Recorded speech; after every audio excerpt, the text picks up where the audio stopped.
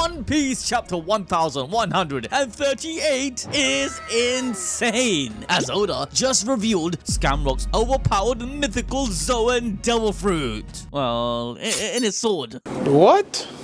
But hey, that's not all, because ours and the Balls Deep community's prediction of Scorpion being in Elbaf is also coming to play. However, the cherry on the cake is that we finally get to see the war that took place 800 years ago. Picking up right where we left off, our boy Loki, who just got finessed by Gonko, regains his consciousness and questions if Shamrock here is Shanks, since, you know, they look the same. He shows his confusion, highlighting the antithesis of the two. You know, one being a pirate and the other a celestial dragon. It is then where he makes it official. Shanks is his younger twin brother and got separated as a baby. And just from this statement alone, Oda once again reinforces our deep lore of Roxy, Zebek's sister, in which I believe that Zebek waged war against the Celestials due to them abducting her, much like how they did with Ginny. Once taken as a slave, she was given to Figarland Garling to produce children. This is actually a common practice done by the Celestial Dragons, in where afterwards any offsprings can be used for a greater purpose. I mean, if you want to recruit soldiers for the inner circle, they can't live amongst them and protect everyone if they don't have the celestial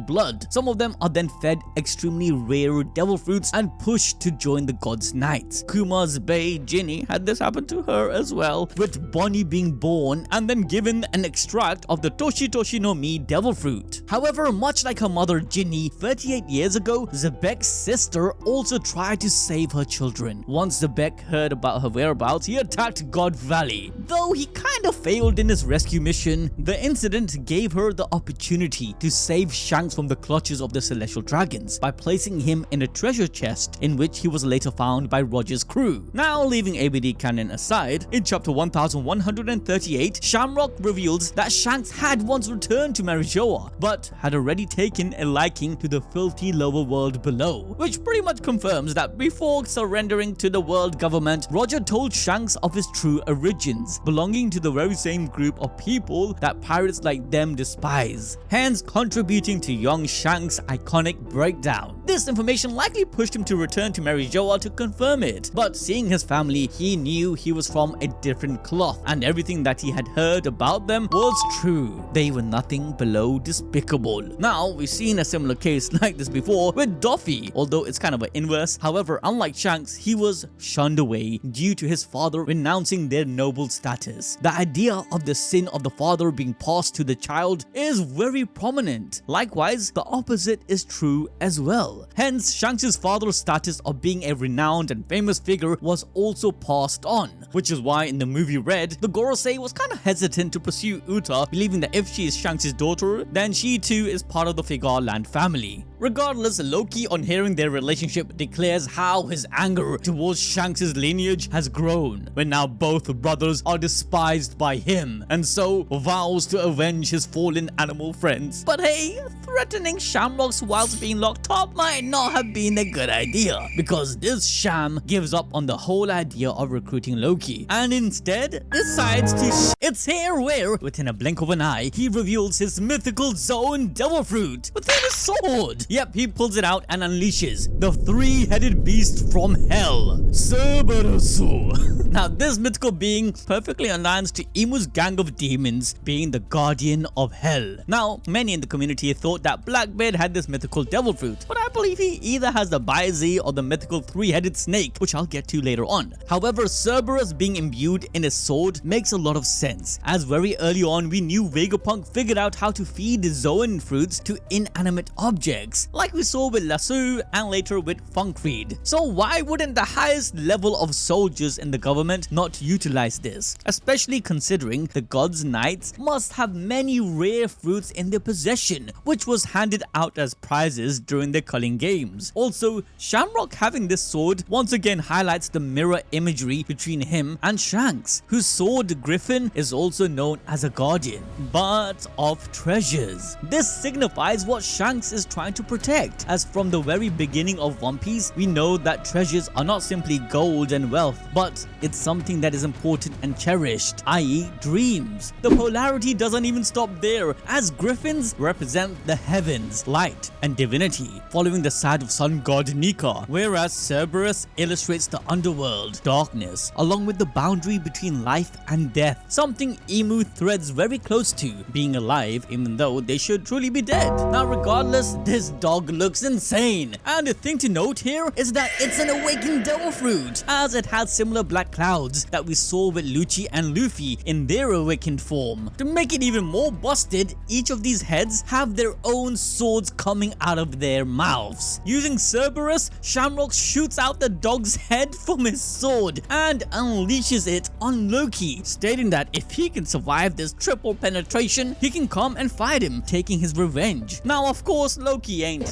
dead and was heavily nerfed due to the chains, but Shamrock is no joke. The God's Knights ain't playing around. They spawn inside of Albath, one of the most dangerous islands to exist, beat the gods, casually walk into the underground, and then easily one-shots Loki and his pets to then just fly away. Yep, Gunko's Arrow no Mi can become anything she wants. She's basically Green Lantern. And after realizing talking the giants to their side is no longer an option, Shamrock prepares for a full-out war, telling Gunko to summon another member of the Knights, as they plan to control the giants by first taking out the younger ones. But whilst this was all going on in the underworld, Luffy and the crew speaks to the beaten up guards, who tells the gang that Shanks attacked them. However, Luffy ain't hearing none of this blasphemy and calls them out, saying Shanks would never attack without reason. It can't be him. He's just a chill guy. Sadly, Zoro and Nami don't know Shanks like he does and still sees it as a possibility. But Luffy being adamant that Shanks can do no wrong, his confidence and trust gives everyone's balls deep prediction a massive boost, just like you liking this video does for us. And with that, they predict it's more likely a person who looks like Shanks than actually being Shanks himself, bringing the topic of it being his brother. Looking exactly like Shanks, Luffy states it could have been, but since he never questioned him about his family, he can't be too sure. All Luffy knows is that Shanks was raised on a pirate ship, with the family he had being Roger and his crew. Except for Buggy. Hey, come on, chill Luffy. We all know that Buggy and Shanks are actually true brothers. I guarantee you by the end of the series, Buggy would either weep for Shanks if he dies or fight trying to protect Shanks. But leaving that aside, at the same time whilst the family of Shanks is being mentioned, Oda decides to illustrate the mysterious lurking man we have seen throughout Albath, the same man that we saw in chapter 631 who was chilling with Crocus. And yep, he has reached the castle where the crew is at. Now come on, it's obvious who it is, the missing Roger pirate, Scopper Gaban. Hence Oda purposely placing him between Luffy's speech about the Roger pirates. His entrance is perfectly coinciding with Shanks' lore, where Gaban might explain what exactly happened in God Valley and then clear Shanks' name. As we stated before, Gaban was essential in helping Shanks throughout his journey and probably even gave the idea to steal the Nika fruit. So staying in Shanks' home territory, or vice versa, where Shanks could have made Albath his territory because of Gaban, would make the most sense. I also already explained why Gaban dons a Wano Kuni Kasa hat, as it represents his respect to Odin and how he couldn't do anything for him, so he wears it in his memory. Gaban is also likely the man who married Ripley and the father of Colon. But it's here where things get insane, because at the same time, Frankie and Ripley are out on a date to examine the Adam tree, which, as we all knew, it was the Yggdrasil tree in Albath. Leaving aside Frankie's desire to cut it up to grab more of its wood, they come to a spot where the ancient giants of the past carved a mural painting on the tree. But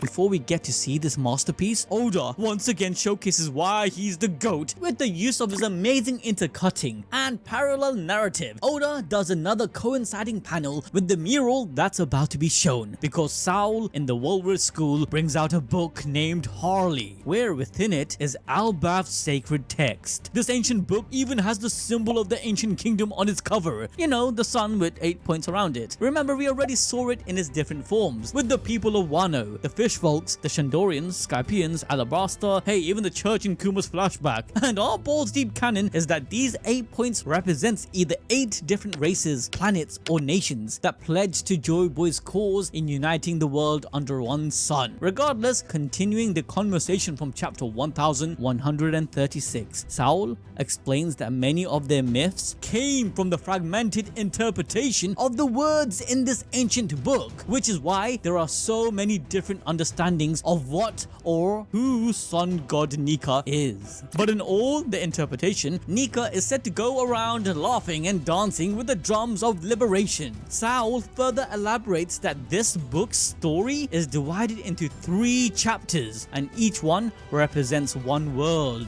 where the last chapter and world is actually a prophecy about the present time, indicating that the previous 2 are events that happened in history. As Robin takes the book to read it, we pan to the absolute epic final double spread with the full mural on display. Robin translates a poem explaining the 3 worlds, where the history of the first 2 seems to be represented by the mural. And damn, this imagery is insane. So let's use our balls deep observation hockey and try to decipher what's going on. The first 2 worlds in itself can symbolize the historical divide between the 2 major ages of civilization, or it can also be seen as events that happened on 2 separate planets, where on the carvings these 2 ages are divided into 2 sections by the image of a massive wishing tree. So let's jump into the first world, which I believe is a double entendre representing the first era and literally a completely different planet altogether. In the One Piece history, we know that the Shandorians, Skypians, Minks, Lunarians originated from outside the planet, likely the moon. That right side mural depicts this. However, unfortunately, this world was corrupt, with men who desired the planet's natural resources. Hence why the poem reads, "The earth burned with endless flames." This endless flames is not literally burning the planet, rather it represents the fuel and endless energy the planet provides. Hence Mother Flames being a reinterpretation of this infinite energy. Hence the words, "The hearts of men burned with desire," reflecting mankind's hubris and obsession for development. We can even see this illustrated, seemingly telling the story of the first world where energy was cultivated and renewed, which in turn fueled industrialization. However, we see a hierarchy with a king overseeing the production of this energy, but unfortunately, to yield high results, slavery is taking place. Which brings us to the next line. From the whispered prayers, the sun god rose, beckoned by the enslaved who reached for the forbidden star. This is illustrated with the slaves going around an automated machine-like system, with the small energy sparks which they offer to the king, who then somehow increases its size for it then to be spread out. Reaching for the forbidden star can mean the sun. However, it can also represent other heavenly bodies, i.e. the current One Piece world. The slaves wanted to escape to it, seeking freedom. And so, underground, beneath the kingdom, we can see a slave rebellion taking place, where possibly with the help of Sun God Nika, they planned to fly away. From them were animals, humanoids, and even winged people. They could be the ancestors to the Minks, and of course the Skypians and other winged folks. What's amazing is that on the moon, which is also known as Fairy Earth or the Endless Earth, there is an underground automata civilization which Enel found after flying to the moon with the ship that he made. This civilization likely is the remnants of this world that was left behind. But what's even crazier is that this ship in question, the Ark Maxim, look oddly similar to the ship carved in this mural, which suggests that the enslaved people of this planet built it and used it to immigrate to the One Piece world. And later Enel in Berka found its schematics, using it to rebuild his Ark. Personally, I believe this flying ship is actually the original Uranus, but I'll get to that later on. With that, there's also the possibility that this world is not the moon, but another planet near it. As if we dive deeper onto the mural, the world they are on depicts 2 heavenly bodies in the sky, meaning the moon could have been a stopping point. Now the next words for the first world poem reads, "The god of the land was enraged, and the serpent of fire casted the world into ruins." This could be literal, with the different deities causing the collapse of this world's civilization as depicted in the mural, or it could be a metaphor representing the constant use of this infinite energy with disregard of the planet itself, causing it to implode. Hence why the poem ends, "They would not meet again," meaning the world and its inhabitants. Funny enough, this actually parallels the current world with the forced flooding and sinking of civilization. But we all know that Luffy ain't going to let this happen and destroy the Red Line and stop Imu's destruction. However, for now, let's move on to the second world's poem and mural. It starts with breath stirred in the abyss, indicating life coming into a place of pure darkness, or the people of the old planet entering the deep space above, and then coming into a new world. However, a key thing to note here is that it seems the original world had a wishing tree which gave birth to the Sun God Nika, and it seemed that this embodiment was taken with them alongside the seed to the wishing tree. The poem goes on to state that the god of the forest gave birth to its devils, which I believe it represents the emergence of devil fruits. And as we know, with these insane powers comes a vicious cycle of abuse. The planet likely had its own small civilization, as previously I theorized how life started in this world from fishes, who evolved to become fish folks, who then from amongst them became either human, giants and other humanoid creatures. These were the planet's native population. We know this because the Tree of Knowledge in Ohara existed 5,000 years ago, and also countries like Arabasta recorded their 4,000-year history and then spoke about an age of the heavens, indicating species descending from the sky. Unfortunately, some of the natives in this world were going through their own challenges with discrimination by the rest of the world. In fact, some nations even practice slavery. One example is with the Tontatas, as before 900 years ago, the Don Quixote family ruled over Dressrosa and oppressed the dwarves. So the heavenly people who escaped their world saw the disgusting ways of the humans in this new planet. Reminding them of their lives as slaves, they decided to build a nation to liberate everyone. Hence the rise of the ancient kingdom, with the sun as their symbol, which, as the poem reads, lit the fires of war. The Half Moon people and the Moon people all dreamed of this united world. My understanding of the Half Moon people is that they are basically the D's, who are the natives of the One Piece world that worked together with the Moon people. And together they built an advanced kingdom with the alien technology from above, bringing rise to Shandora and other parts of this nation. However, this time around, they wanted to do things right and not follow the footsteps of their oppressors. So they created energy which did not deplete the world of its resources, nor did it cause pollution. This brought forth the ancient weapons. But as we see from the mural and poem, this war with the oppressors led to the destruction and death of the Sun Kingdom. The left portion of the mural portrays the grand battle that took place. We see Joy Boy in his Nika form leading the charge with shield and sword at hands. Alongside him we have Emeth, likely the ancestor of the continent Polar Oars, another giant, a mermaid queen likely being Poseidon, we have some minks, we have the people of Wano, and of course the Lunarians and Shandorians that sided with them. All of them faced off against Imu, who is seen holding the sun. Now this has two meanings, where Imu is not just holding the literal energy source of Uranus and later which is used to attack and destroy the world, but also it represents freedom which is held by this monster. With Uranus stolen and used wrongly, the sea was disrupted and it invoked the sea deity's wrath, which in turn caused the unruly seas of the Grand Line to separate the people, hence the words, "They would never meet again." This then takes us to the third poem and prophecy of the New World. It starts straight away to refer to the Void Century after the chaos had reigned, but the prophecy tells us that the memories of the promised day will never be erased. In fact, we get some big brain play as it states, "Its shadows looms as the voice of the half moon echoes through the ages." Now shadows are only made because of the sun, where the echoes of the half moon is the will of D passing throughout the ages until the Sun God Nika returns in Luffy, whooping Imu's ass once and for all, ending his new world order. Now this mural actually even goes deeper, but it probably needs its own video. If you want me to cover it and talk about how it can also represent the different god fruits, then let me know down below. Smash the like button and watch this video for more peak fiction.